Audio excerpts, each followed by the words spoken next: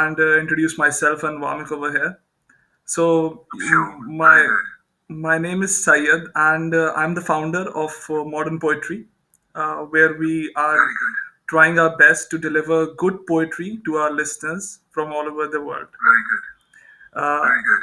and throughout our journey, we have been associated with some of India's wonderful poets, contemporary good poets, and we have been Good. supported by them as well. And Very good. when it comes to Wamiq, he's a theater artist and a literature and poetry enthusiast. And he will be the Very good. one conversing with you today. Wamiq has been one of our helping members since we started this journey, and we hope Excellent. he will be staying with us for a longer time. Very good. Well, I hope on your behalf, I hope so too. So thanks, Sayed. So first of all, thanks, Sayed, for giving me such a beautiful introduction. The only thing I want to add, sir, to the introduction is that since such a huge poet who knows poetry was around, I decided to call myself a poetry enthusiast. Otherwise, I love being among the people who don't understand poetry, and I just keep telling them that I'm a brilliant poet. Very good. Very good plan, I think. So probably in our final edit, you'll hear something like a great poet and theater artist. Very good. Well, I look forward to that.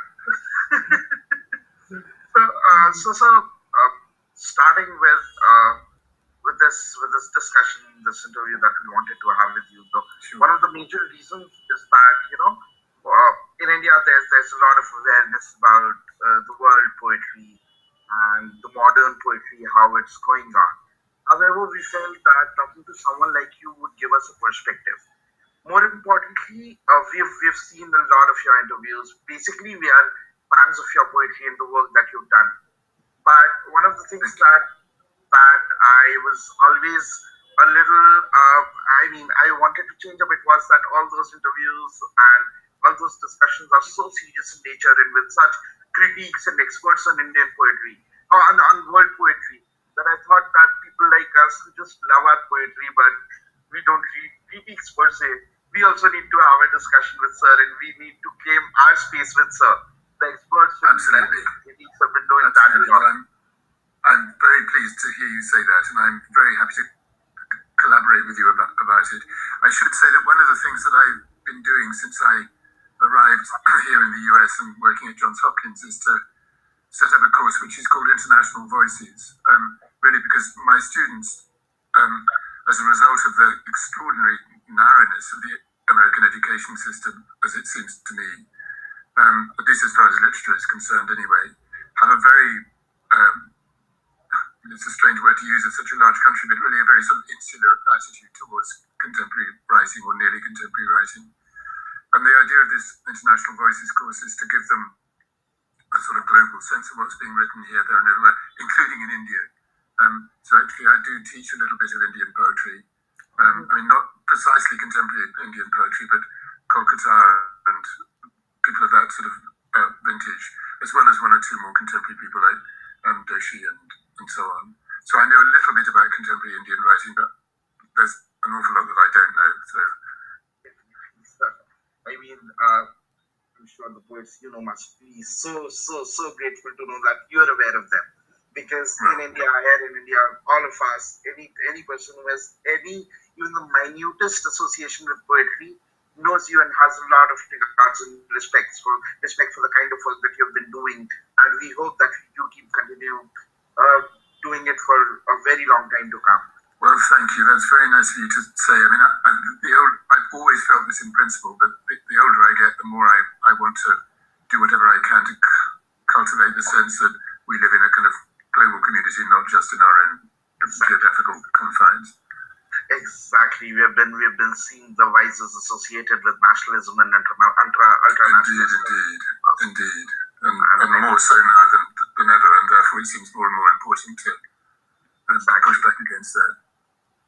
Exactly. So starting off, we all are young people who have got together to make modern poetry. So we would just want to know that from where did this journey of poetry that you're doing now and that you've been doing, from where did it start? As a child, Were you more of a literature person or were you more of a poetry person? And who were the people that you were reading as a child? That's a very good place to start for me, because what happened early on in my writing and in my sort of contact with other people who are interested in writing has stayed with me very powerfully over the now decades that I've been at this. Perhaps the first thing to say, and I don't mean this in any disrespectful way at all, is that my parents were really not bookish people. In fact, my father used to say rather, in a sort of self-mocking, but also rather oddly boastful way, that he reckoned he'd read half a book in his life. and this book was a thriller which had been recommended to him by somebody. I can remember him trying to read it, but obviously not very thrilling to him, so he never got to the end of it. In fact, I think that he was, for complicated reasons that don't need to be part of this conversation, I think he was essentially a sort of logophobic man. Words were alarming for him. Or to put that another way, words, because he reckoned that in his silent way that words were so powerful, he didn't like to speak them very much. My mother, like many middle-class women of her generation in England, was catastrophically badly educated. She was actually rather a clever woman, I think, and certainly had a very lively mind. But by reason of being a girl and not a boy as a child, was simply not presented with all sorts of opportunities that her actually rather less clever brother had. So no university for her, no expectation that there would be any sort of development of interest in cultural matters or any such thing. But in an obscure way, I think that I realized that about her, and therefore also realized that by developing an interest in these things, I was in some way communicating with her and perhaps even making up the things that she hadn't been able to pursue herself. And the fact that I was even having such thoughts as those were almost entirely due to an English teacher that I had at my secondary school, a man whose name was Peter Way. Everybody's now dead, apart from us, as far as we can tell. But this man, Peter Way, really gave me my life. And the way that this happened was, there was both a sort of immediate cause of it and a longer term cause of it. The immediate cause was that at the beginning of the exams that we take in England, when we, for the later part of our secondary education, A levels they're called, they still exist, even this long after the event. I remember this man Peter Way, walking into our first class and giving us all a poem by Thomas Hardy to read, a poem in which the title is also the first line. I look into my glass, the poem is called. He means mirror, not drinking glass. Anyway, I felt that poem really go into me like a spear, and I went up to him at the end of the class and said, in my complete ignorance of these matters, did Hardy write any other poems? And he said yes, about 1,000. So I then started reading Hardy, and it became quite a regular thing for me to have meetings with this man outside the classroom. And as a natural part of that sort of accelerated reading process, because I had a lot to make up, having not been a reader as a younger child, I then started writing poems as well. And in a way which was kind of largely uncritical, I must say. And I now wish he'd been slightly more bracing with me. But I did need encouragement, so perhaps it was as well that he wasn't more bracing. He just sort of nurtured these early writings. Nobody in my family, in my father's family anyway, had been to university before, so I then went to university to read English, where I very quickly found myself surrounded by people who were writing much better than I was, and knew a great deal more about poetry than I did. So that was self-evidently very important as well.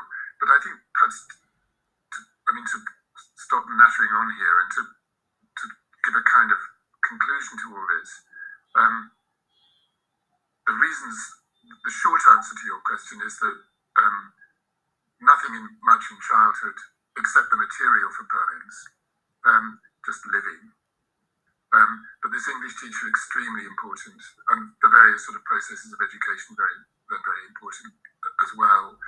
But all of those left me with a feeling that I very strongly still have, which is that everybody else in the room knows more than I do. And even though, to be honest, I probably find myself now in rooms where I do know a bit more than some people in the room, it seems very important for me to keep that feeling of having to catch up still. I mean, I still feel like a very hungry reader, you know. I mean, that's something that all of us as performing artists or as artists should, just keep in our hearts. That Right. someone like you, someone who's as accomplished as you, still goes through the struggles that we all fall into, and probably a lot of us don't have the strength to get over. Even Yes. today when I write something or whenever I perform, I always feel that the other is doing so much better than me. And That's so right. that's someone like you.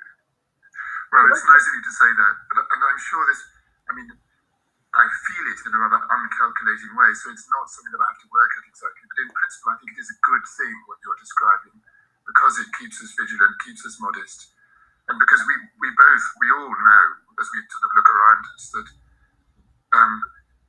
the evidence of not feeling that we do can be pretty grim. I mean, I can think of a lot of people who've lost a proper connection with their talent by believing all the nice things that people have said about them. You know? That's such an interesting point and an important point that you make, sir. So actually, allow me to share a snippet about Thomas Hardy myself. Good. So I just love Thomas Hardy, and the other day I met Yes. someone who posts a lot about how much Yes. he likes poetry and Very good. Very good. Well, Have just, you- if I may, just to say a little bit more about that. I mean, Hardy for me is somebody I still absolutely love to read.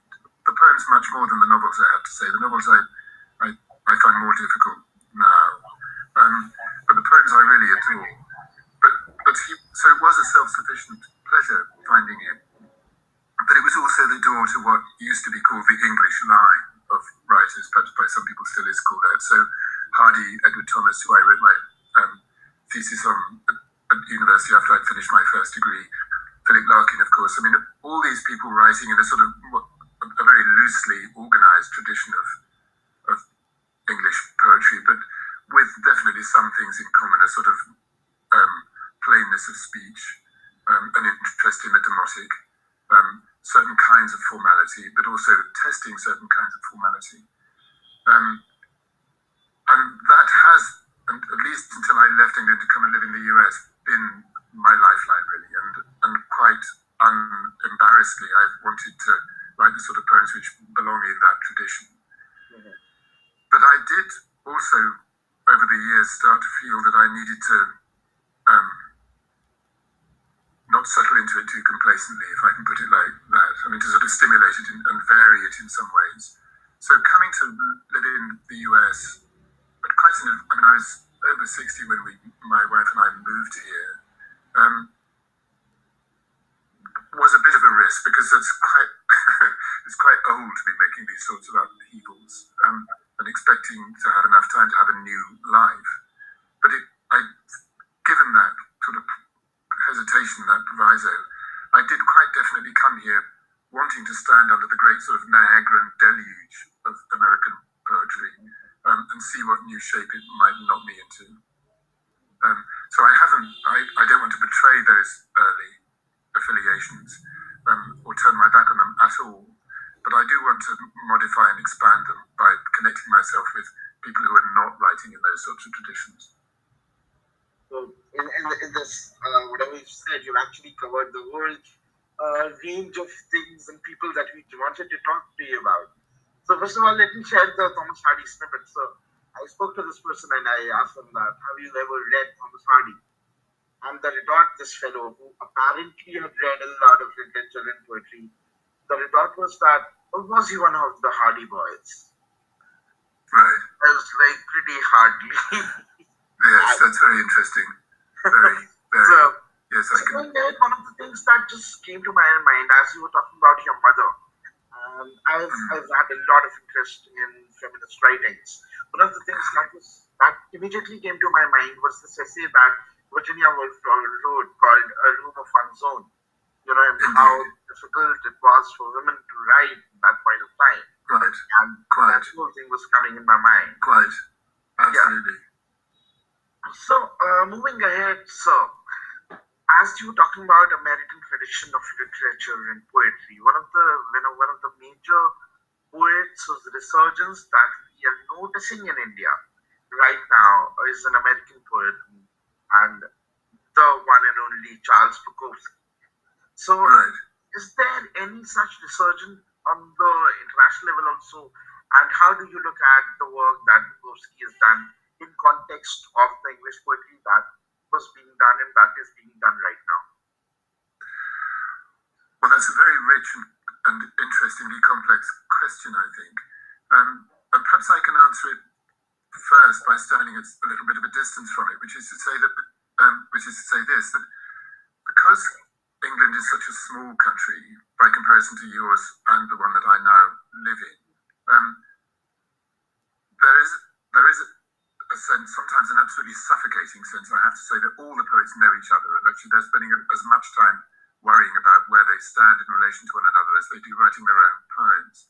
And that sort of sense of fugginess, of confinement, can produce some good things, like a sort of eager vigilance about quality, but it can also produce, as you know, a terrible amount of kind of backbiting and envy, and produce a sense that the poetic pond is a very small one and it's absolutely choked with fish with very bright green eyes swimming around taking bites out of each other. Whereas America, because it's so vast and because so many different kinds of poetry are being written here, those groups of poets, or the poets who identify with a particular way of writing, tend to leave each other to get on with it, rather than complaining about each other. I mean, that means that the mood in poetry land here is actually rather more, is a bit kinder, I think, than it is in England. But it might also mean that it's a little bit less eager to deliver searching judgments. I mean, there's a slight tendency, I think, among the poets who talk about other poets here to just sort of let them off the hook all the time and say, well, that's what they do, rather than saying that's what they do, and I think this is good about it, and I think that's less good about it, and they need to think about this, and so on and so forth. So the followers of Bukowski, of whom there are many, I mean, it is a sort of distinct school, or the sons and daughters of Bukowski do their stuff in Bukowski land, and the followers of another poet that I might mention go away and do their stuff.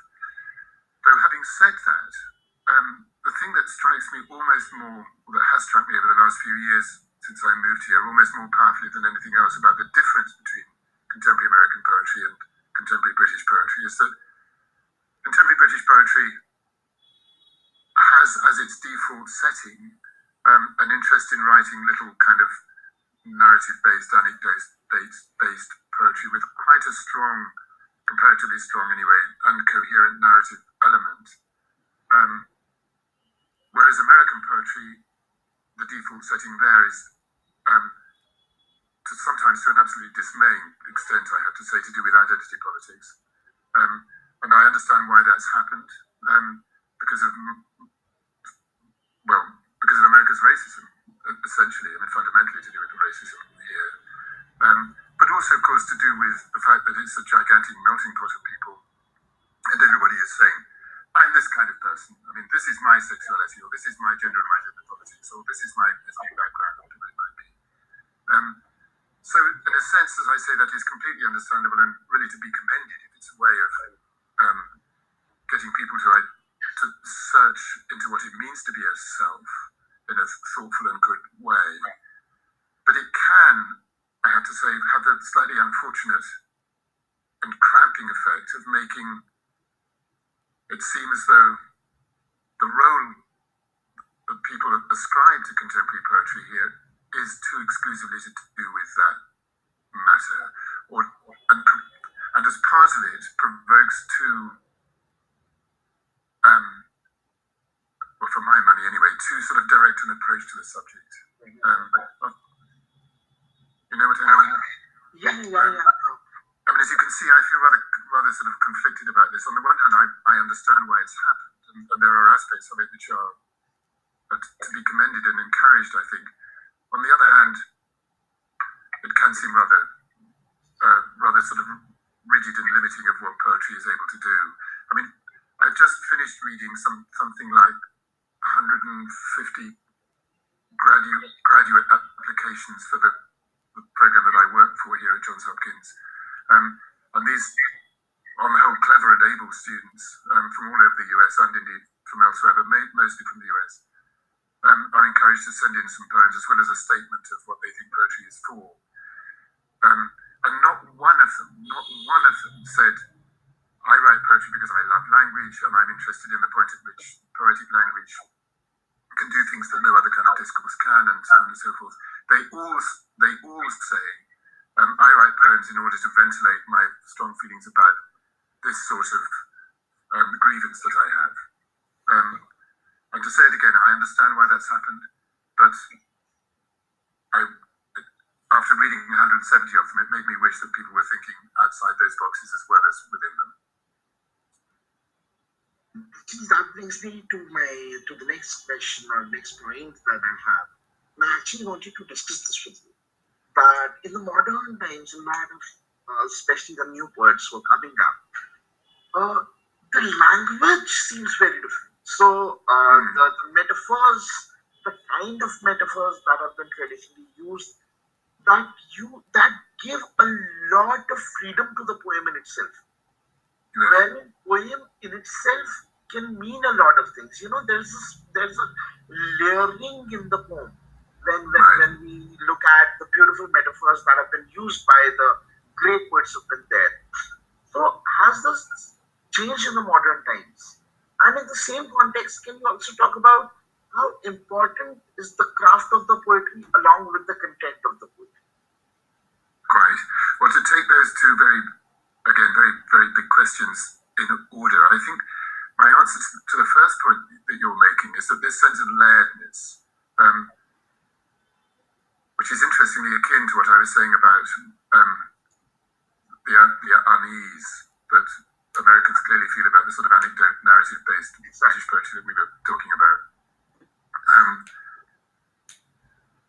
is essentially a good thing. I mean, it allows for new sorts of freedoms to be established, new sorts of connections to be made, and it speaks to something that I think any contemporary person with their head screwed on would want to say, which is that there is no single truth, or at least, I mean, you can take up a position about something, but a properly liberal-minded person would want to see various sides of the coin at the same time, both sides of the coin at the same time. On a good day, that means a multiplicity of viewpoint, tolerance, richness of language, etc., etc. On a bad day, it means obscurity that can't be decoded, and so on and so on. But that seems to me an almost inevitable product of living in a very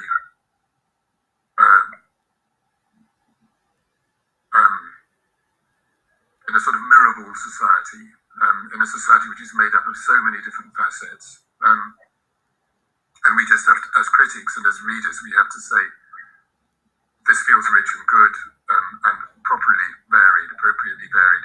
This feels just like something that the poet hasn't sort of thought about enough and hasn't worked their way through. In other words, to read a poem by John Ashbery and finish it feeling extremely uncertain what it is that you've been dealing with. But I mean, I enjoy that, I admire that. But there might be other poets that I read where I think something similar is going on, where I think actually this is just junk and it's not for me. I mean, to put all this another way, or it's not for me, to put all this another way, I've always felt very strongly that the writing of a good poem, by me or anyone, has to do with putting together in our minds, or allowing at least two different sides of our minds to talk to each other. A side of our mind which knows what's going on, which is well organized, which is clever, which is read a lot, and is generally sort of wired up and on the case, and a side of our mind which is frankly like the primeval swamp, doesn't have a clue what's happening. And if we write too much out of the primeval swamp, we get something which might mean a lot to us but very little to anybody else.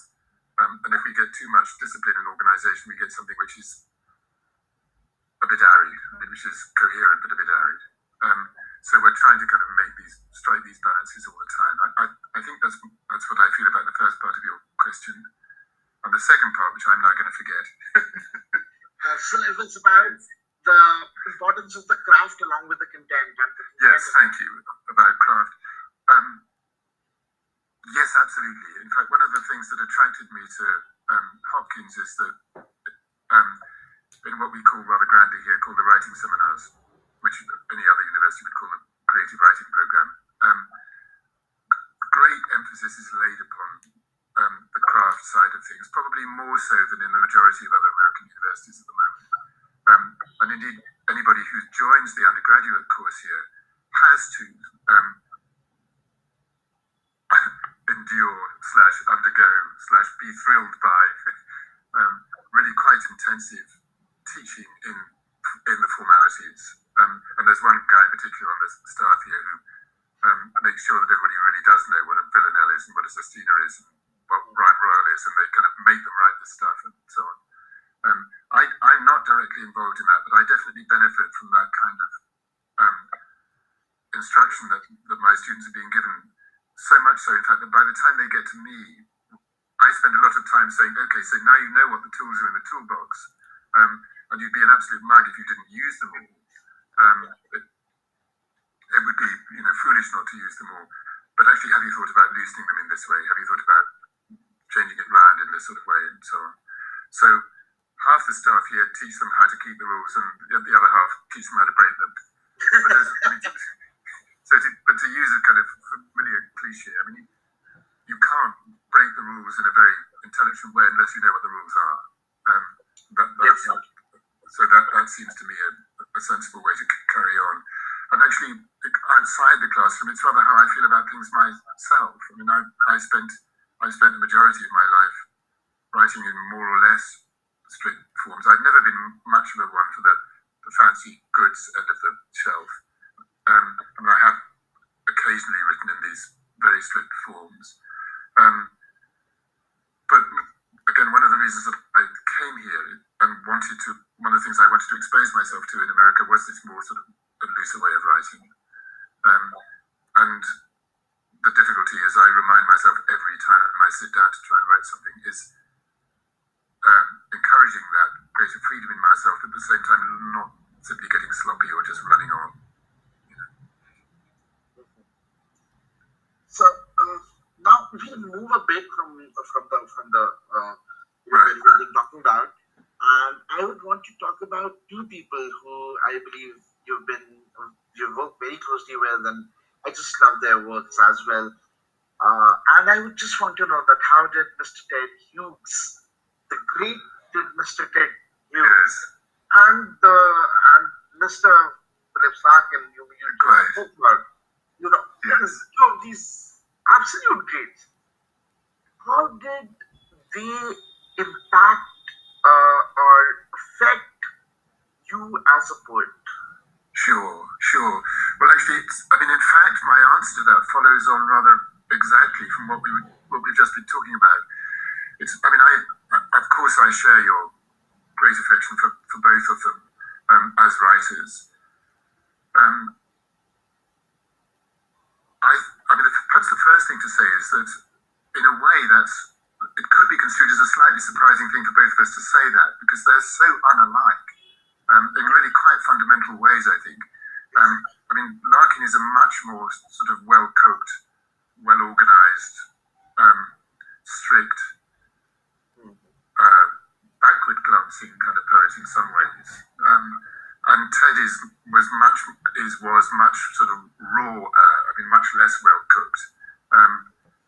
Somebody who comes out more obviously out of the tradition that Whitman really begins, I think, and who is a voice who is, of course, crucially an American poet.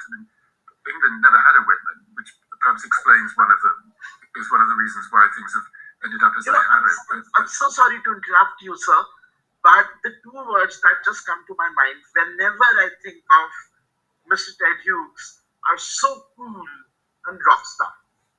Yes, You know, yes, I yes, mean, right, absolutely. he's so amazingly. I don't know whether to use the word confident, Yes, but he's yes, so confident about what he's writing. You know, that's right. you That's know, right. his, Absolutely, absolutely. Um, so but they do nevertheless represent slightly sort of. I mean, they were the two big trees in the forest of English poetry at the end of the last 50 years of last century, and lots of smaller poets sort of withered in their shade. I think or ended up sounding too like them or so. It's taken a few generations to kind of get out from their very strong influence, I think. Um, I mean, to come at this from a slightly different angle, I knew Philip very much better than I knew Ted. I mean, we worked at the same university for a few years. We were really quite close friends. I spent years writing my biography of him. I mean, I spent 5 years researching it and 2 years writing it. Um, I lived in that sort of in the odd geography of Larkin Land for a long, long time. Ted, I knew much more sort of occasionally. Literary business of one kind or another brought us together. We were friends, and we had meals together and saw each other a little bit and so on. One of my regrets is that we never went fishing together because I'm a keen fisherman. Of course, he was a passionate keen fisherman. But we never did that. We ate together a fish that he'd caught, but we never actually went fishing together.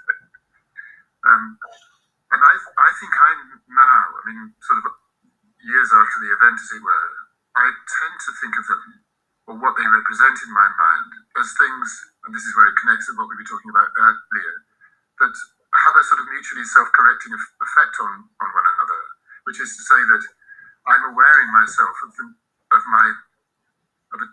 a temptation to box myself in when I'm writing, to be sort of too tidy, as it were.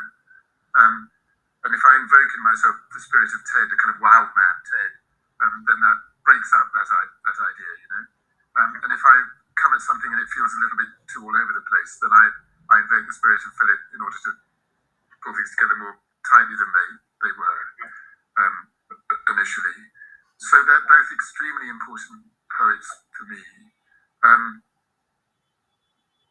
I hope, of course, in the process that I find a way of honouring the traditions in which they write, and of moving them sideways or onwards or into a slightly different place anyway. I mean, I don't want to think of myself as being somebody who was bowed down by the weight of their example, if I can put it like that. And that's more for other people to say than me. But I think I am entitled to say that I don't feel bowed down by them. But again, that was possibly one of the reasons why I felt that I needed to move here. I just needed to get away from all that stuff a bit and put some distance between myself and how I'd come up, you know.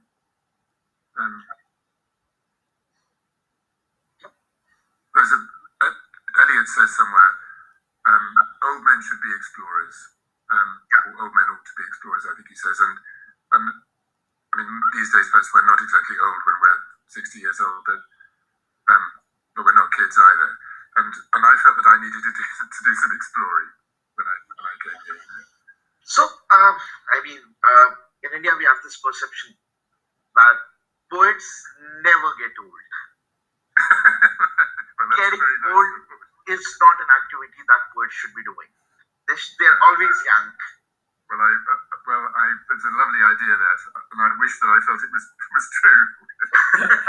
No, but we can definitely, after having a conversation with Sir, we can definitely say that he's not old. Well, that's very nice. Definitely. I mean, I don't want to lose my energy, of course, but just actually about that. I mean, I must say that coming here has had the very odd effect of, I hope, opening me up to these new influences and so on. But it has coincided, of course, with, I mean, at the end of this year, I'm going to be 70. And that does feel, it's impossible to keep that thought and the thoughts that come with it out of my mind. And it definitely does affect the way that I think about experience and so on. both when I'm sort of thinking by myself alone, but also when I see myself through the eyes of my students, who think I'm as old as Methuselah, I think. I mean, that's salutary, perhaps, in a way, but there it is. So now we'll go to a section wherein we actually asked a couple of people to send in their questions for you. So there were a lot of questions, and most of them were very serious. Right?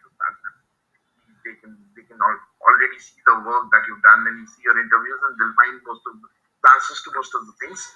So before that, I just want to say that, so we would actually request you to give us some more time at some other point of time, whenever you have some space, because there's so much we just want to talk to you about feminist poetry, the impact of the world wars on poetry, then the whole art movements and how poetry responded to it.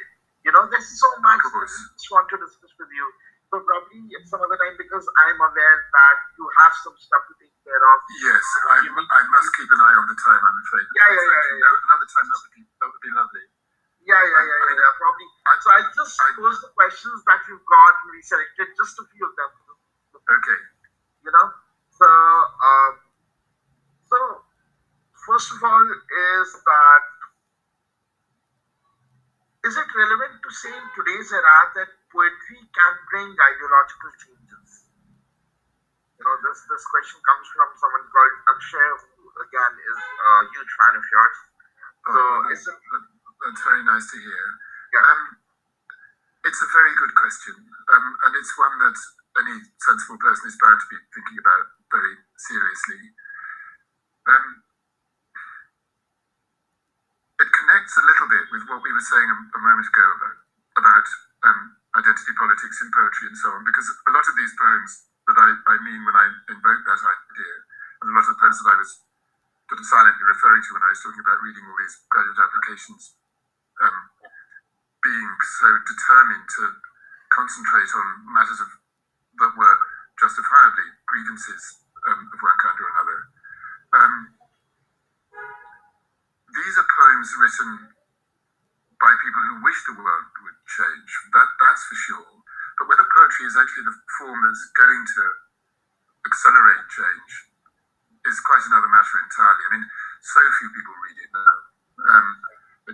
Occasionally I sort of broke out in a sweat reading these poems, thinking, actually, if these guys want to change the world, why don't they kind of go and do something useful and take to the streets instead of just talking to the other 300 people who think the same thing? The ideal problem of liberal arts. Right. Well said. So in other words, poetry should really not be the sort of first port of call for people who want to change the world. And yet, of course, it can, in multiple ways, alter the way in which history moves. The most famous recent quote that people always turn to in this conversation, or any like it, is Auden saying poetry makes nothing happen. And it's true that it doesn't do very much for legislation, poetry, but what it can do is to crystallize our sense of what it is to live in whatever present it is that we're occupying, and to define that present in certain important ways. And to whatever extent we map our way into the future by understanding the present, perhaps it actually does begin to influence the way in which we describe the changes that need to be made. So there's that. There's also the opposite of that, which is that I think most people read Auden's phrase, poetry makes nothing happen, as meaning boo-hoo, it doesn't alter anything. But actually, of course, there is a way of reading it exactly in the opposite sense, which is to say, poetry makes nothing happen, hooray, because everything else is designed to make something happen. And poetry, by sort of stopping time, by freezing time, by connecting our present moment with precedent, with example, etc., can actually create a space in which, by stepping outside time, we can comment very interestingly on the experience of living within time. As as I'm saying that, I'm thinking about, there's no earthly reason you should know this, but the best political poem that I know, the best poem I know which kind of wants to make things change, or one of them, is Shelley's poem, The Mask of Anarchy, which he wrote after in 1819, is it? Sometime around then, which he wrote after what was referred to as the Peterloo Massacre, which was really a sort of early trade union gathering that was brutally put down by British troops, by English troops. Quite a lot of people were killed at this demonstration that was held outside what's now Manchester in the early years of the 19th century. So Shelley wrote that poem, which is an absolutely on-the-nose political poem. But at the same time as Shelley was writing that poem, John Keats, who'd come across some of the protesters after they'd left this site of the massacre and come down to London, I mean, he was in amongst them, because he was in London at the time, even though he wasn't living in London. Then he then wrote The Ode to Autumn, which on the face of it is a poem that has absolutely nothing to do with the life of its times. And yet. So those are two almost opposite ways of coming at a political moment. One condemns the people responsible for the massacre and the politics of the time in a very overt way. And the other talks about, the other is full of sort of hints of belonging in the present. It's those worker bees, for instance, are an example of that we find in the poem. But it's also a poem which steps out time and wants to establish some sort of alternative way of thinking about temporality. And my conclusion of those, putting those two very different responses to the same event together, is actually to say every damn thing is political. I mean, again, it's a very well attested point of view to take, but we need to remind ourselves about that and to read accordingly. So I hope that answers your. Definitely. I mean, that really helps, and it actually takes the next questions of it, because it answers our next question also. So now we are left with the final two questions in this series, and I'm sure we'll get some more time from you where we'll be able to discuss a lot more. So the first thing is, one of the people studies English in one of the universities wants to know that who are the Indian poets among the Indian poets that you've read, who are the ones whose work you really liked, and what is your perception of Indian poetry? My perception of Indian poetry is that I haven't read nearly enough of it. I mean, that's the first thing to say, and I wish that I could read more. I read. I'm now going to forget his name, though I know it very well. There is an anthology of contemporary Indian poetry published by Blood Axe here, and I'm rolling my eyes around trying to see it, but actually I think it's in my room at the university that I'm speaking to you from home now. And I know that book fairly well. And I mentioned one or two names a little while ago. The beginning itself. Yeah. Yes. But I'm aware that a lot of the poets that I know best. Let me just get a bit of paper. Yeah, sure.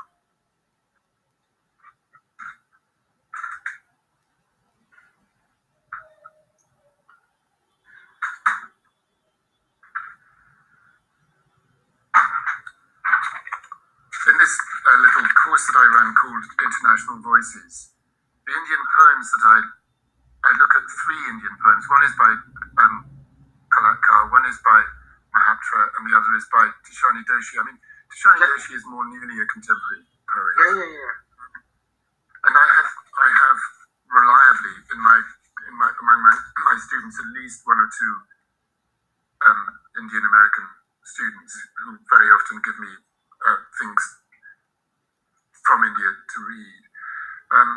There was a time of my life when I spent a bit of time in India. In fact, quite a long time back in the day. I came with a friend who'd been born in India to see her places, and so we spent some time in Kanpur. When she was there, it was still called Kanpur. It was that long ago. So we went to Kanpur and we did various sort of touristic things as well. We spent some time in Delhi, quite a lot of time in Delhi actually, and went to Agra and went to Jaipur and went to Varanasi and went to Lucknow and moved around. But my friend's family had lived in India for several generations. And I would say this even if I weren't talking to you, but that time really still blazes in my mind. It's one of the most interesting and happy times of my life, actually. I absolutely loved being Indian. And I went back to it a couple of times doing sort of work things, British Council things, and giving readings and so on. But it's been a long time since I was there, and it's high time I came back again. Definitely, we would love to welcome you back. Well, And one day we would like to tell you that, very much. yeah, we are also based out of Delhi. So we are Delhi. I think I knew that. That's right. Yes. And it would be an honor to welcome you back to India, and probably we'll share some more books on Indian poetry with you once you're here. Well, I would love that. So I'm afraid my answer to the question is that my reading of Indian poets is rather shamefully spotty. I mean, I have massive gaps in my reading. Part of that is my fault. Part of it is the difficulty of finding Indian poets published here easily to get hold of.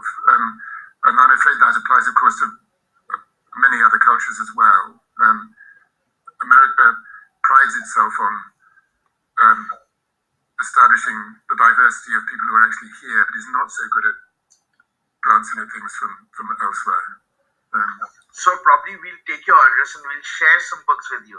Probably Please, I would love that. God is there. Yeah, absolutely. God We is can. there. Obviously, the Nobel laureate Rabindranath Tagore is there. Then there are a couple of Indeed. Yeah. Well, Indian poets of that generation, I know a little bit better. But contemporaries, I'm much less well up with because, bluntly, because their books are very difficult to get hold of. So, as I say, anthologies, I rely on anthologies. Interesting. So probably we will do that, and we look forward to having you and hosting you in India whenever Well, I you would get love that. time to be here. And so the final question about modern poetry, because this channel is called Modern Poetry, and we are focusing a lot on modern poetry.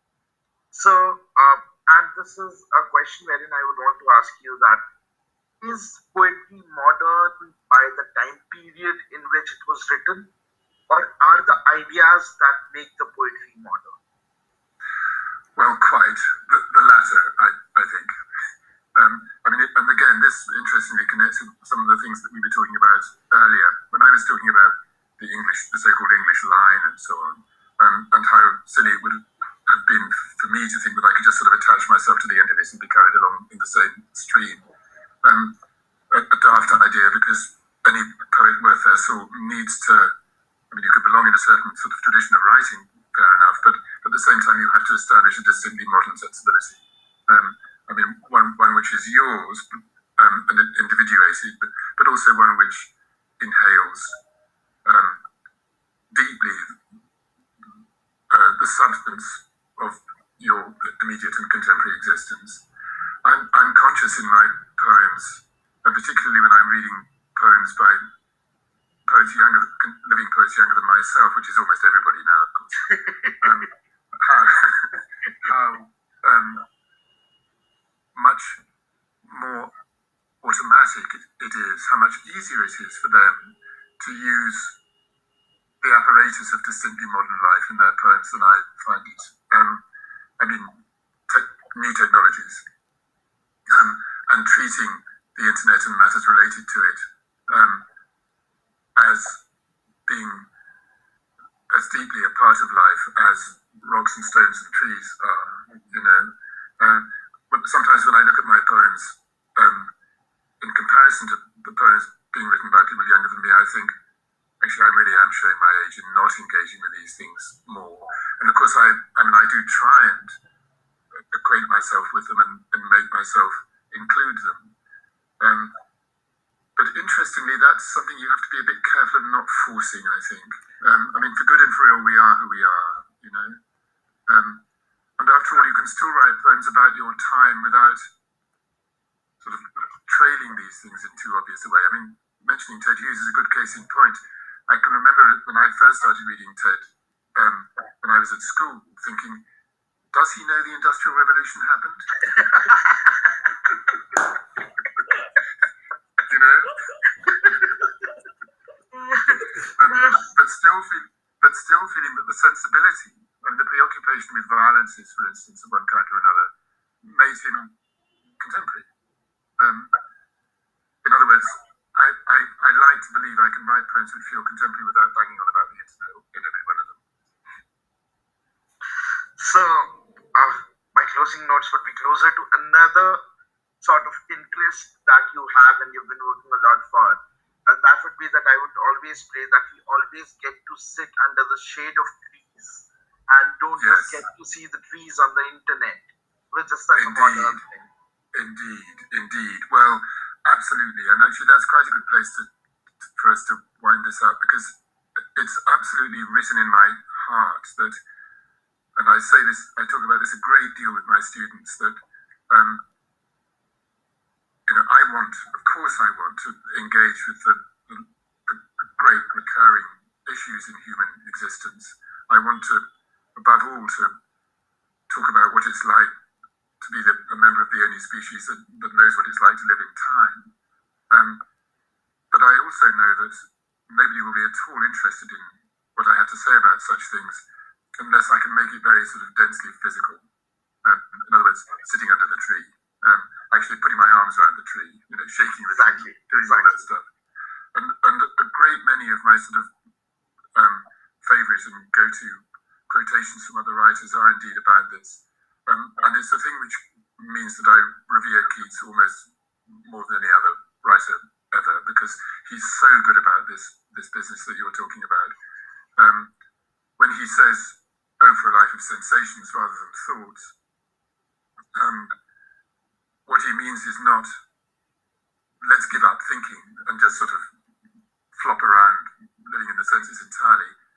He means make our senses as alive and vibrant as we possibly can and use them in our poems as well as we can, but also use them as ways of thinking. Make thought a sensation too. So a very different sort of poet than Keats, John Donne, manages to do that, and is a brilliant example of how it can be, how thought can be visceral as well as writing sensuously. So, yeah, important, and probably this is also one of the things that I would love to talk to you a lot more about, whenever you get time and whenever you're able to spare some time. It's a very rich subject, this, I think, and it's a very important one. Definitely. So now for the final notes of thanks. First of all, I would like to apologize on behalf of both of us, because what we will be doing is that we'll be reciting parts of your poems for this package. And don't apologize, I'm thrilled. Basically, we planned that we would do that in front of you, but then we got so nervous and a cold feet about your poems in your presence that we'll be doing it for the package, and I'm apologizing for any mistakes that we made. Please don't apologize. I'm delighted. No, but it's very kind of you, sir, to get connected with us and to give us your so valuable time. I mean, we are our heads are above clouds when we are speaking with you, and probably maybe when tomorrow or day after tomorrow, when we'll be sitting among our friends, we'll be proud that we were speaking to Sarah. We'll literally be boasting about had the opportunity of talking to. Right, that's very touched that you say that. Thank you, and I want you to know that I'll be sitting among my friends, such as they are, boasting about talking to you too. So there you are. Such an honor, sir. Thank you very much. And Saeed will share the link to the final when we publish it. Yes. So Saeed will share the link with you. And it was indeed an honor, sir, and an absolute pleasure talking to you and learning from you. I think these learnings are going to go a long way with us. And probably when we are your age and when we are 70 years young, telling our grandchildren that we actually spoke to you, sir. And sir, you're very nice to say so. Thanks a lot. But The honor is really all mine, so thank you and take care of yourselves. Thank you, Thank sir. you, Thank sir. you, sir. I'm looking for an opportunity to be in touch with you again and have an interview. Yes, I'll look forward to that as well. Thank But you. well, take Thank you, Honored, sir. sir. Thank all you. the best. Thank you. Good Bye, night. bye, bye, bye. Bye.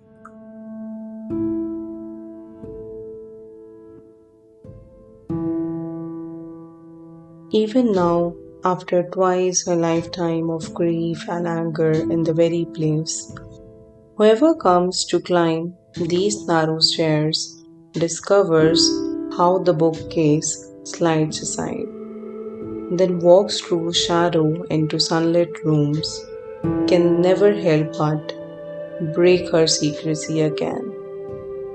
Just listening is a kind of guilt.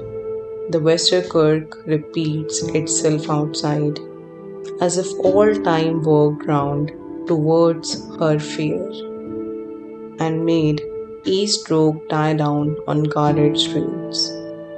Imagine it, 4 years of whispering and loneliness, and plotting day by day. The Allied line in Europe with a yellow chalk. What hope she had for ordinary love and interest survives her hair, displayed above the bed as pictures of her family, some actors, fashion chosen by Princess Elizabeth, and those who stoop to see them find not only patience missing its reward, but one enduring wish for chances like my own, to live as simply as I do and walk at ease up dusty tree lined avenues, or watch a silent barge come clear of bridges, settling reflections in the blue canal.